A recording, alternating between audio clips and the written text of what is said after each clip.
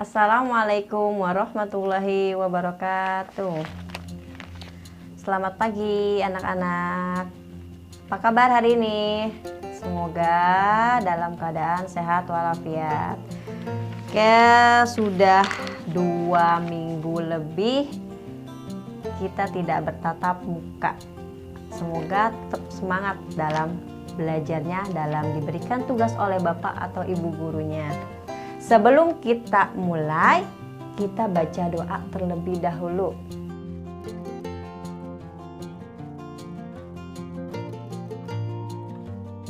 Oke, sudah? Oke, alhamdulillah. Nah, kemarin sebelum kita dirumahkan nih belajarnya, kita membahas tentang masalah sosial dan solusinya. Ada yang ingat apa sih masalah sosial itu? Oke, yang ingat? Boleh dijawab nih. Kalau masih ada yang ingat, alhamdulillah nih. Kalau lupa mungkin nih, masalah sosial itu sebuah permasalahan atau kejadian yang tidak normal atau tidak yang kita inginkan. Yaitu contohnya tadi kemarin apa sih? Kemiskinan, pengangguran, kebodohan. Nah itu mungkin kalian masih ingat nih. Kalau sudah diingat-ingat lagi sama Bu Rita, insya Allah ingat nih. Nah kemarin kita membahas tentang masalah sosial. Sekarang dampak dari masalah sosial tersebut nih. Dampak dari masalah sosial tersebut.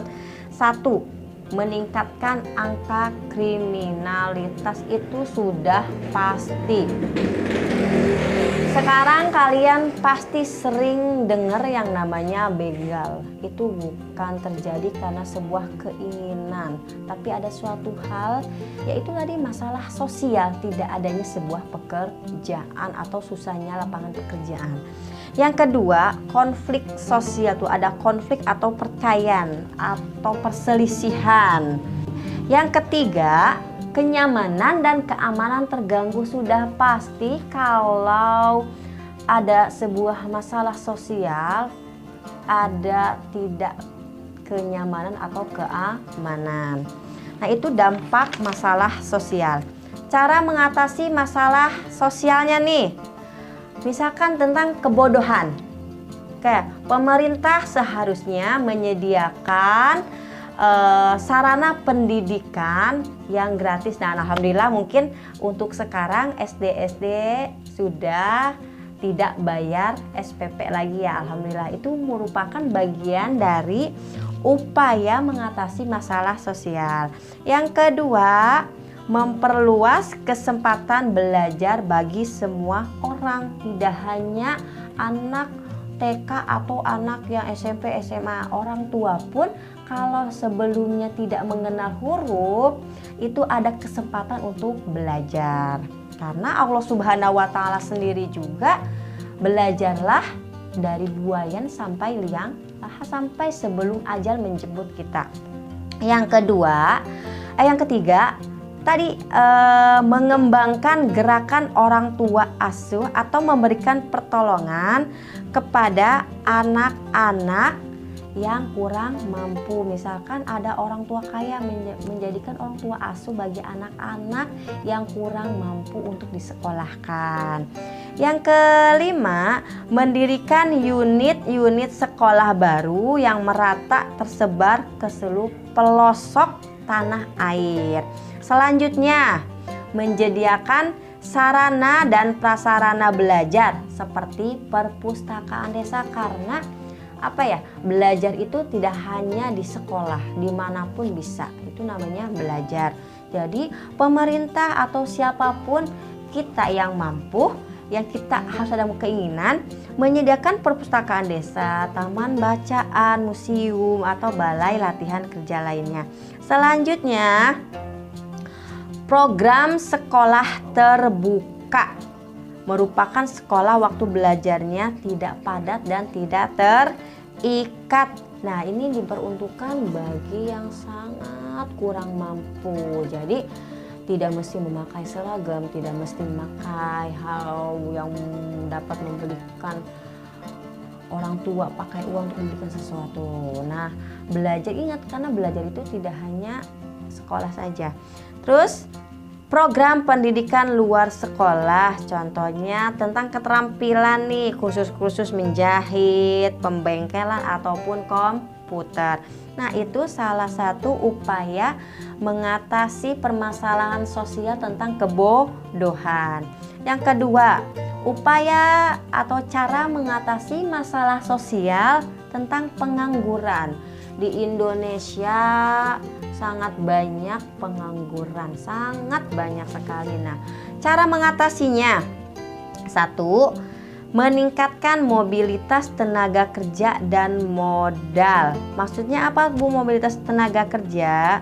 Yaitu memindahkan pekerja yang ada dan melatih ulang keterampilannya agar lebih terampil lagi, agar lebih hebat lagi, lebih mahir lagi. Itu mobilitas tenaga kerja.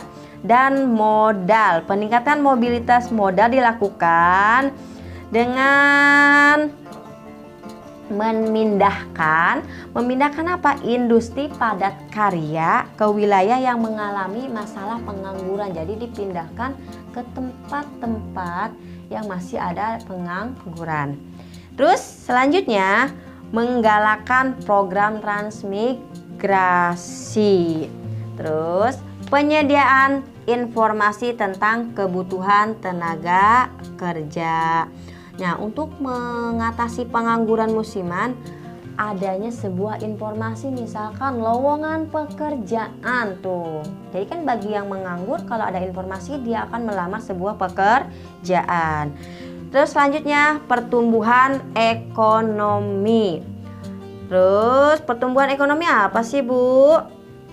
Nah, ekonominya itu dikembangkan lagi, ditinggikan lagi agar jadi upah-upah yang diberikan oleh sebuah perusahaan kepada pegawai itu ditingkatkan lagi sampai karyawan-karyawannya itu sudah merasakan kesejahteraan. Nah, itu maksudnya pertumbuhan ekonomi.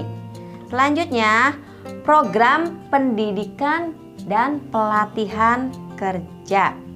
Pengangguran itu disebabkan karena masalah tenaga kerja yang tidak terampil atau tidak ahli.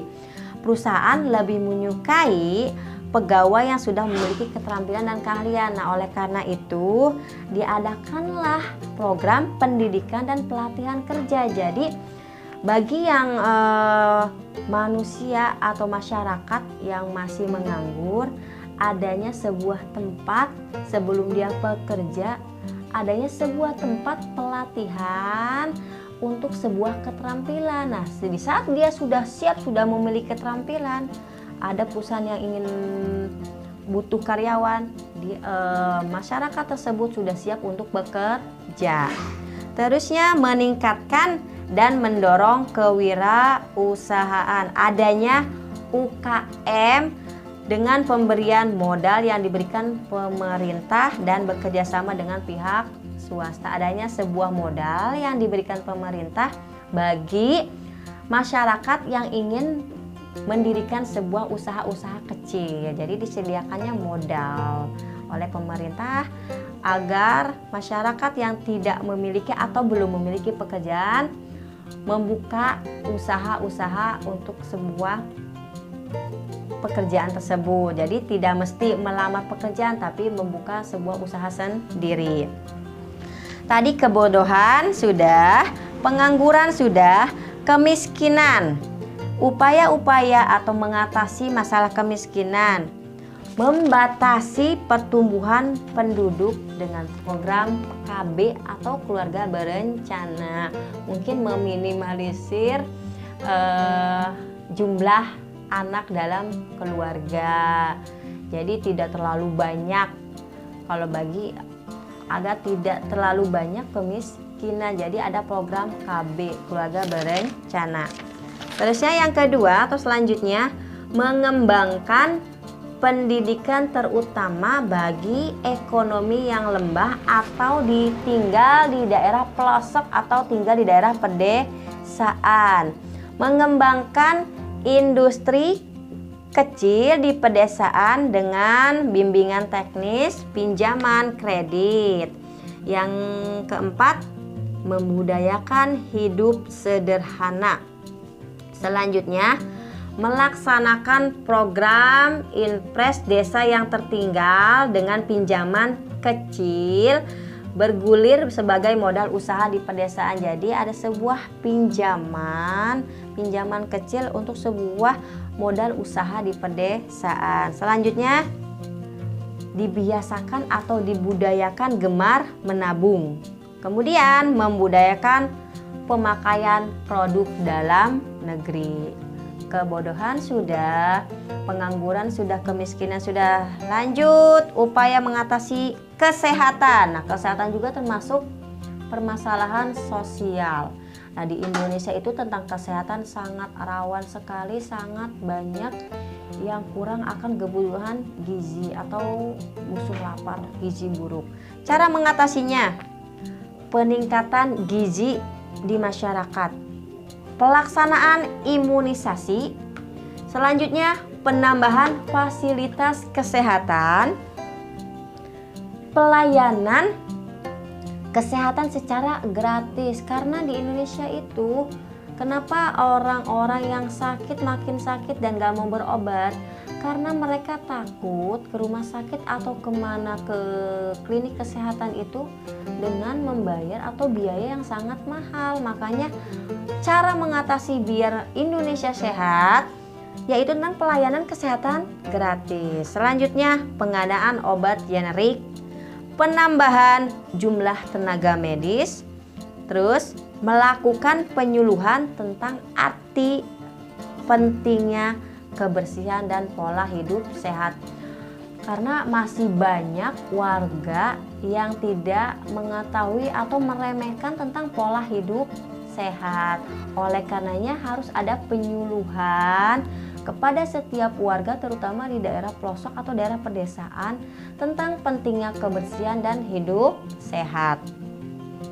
Kesehatan sudah, tentang kejahatan. Nah, kejahatan itu sangat membuat warga atau masyarakat resah adanya kejahatan. Cara mengatasinya yaitu peningkatan kesejahteraan rakyat. Karena kenapa bisa terjadi kejahatan?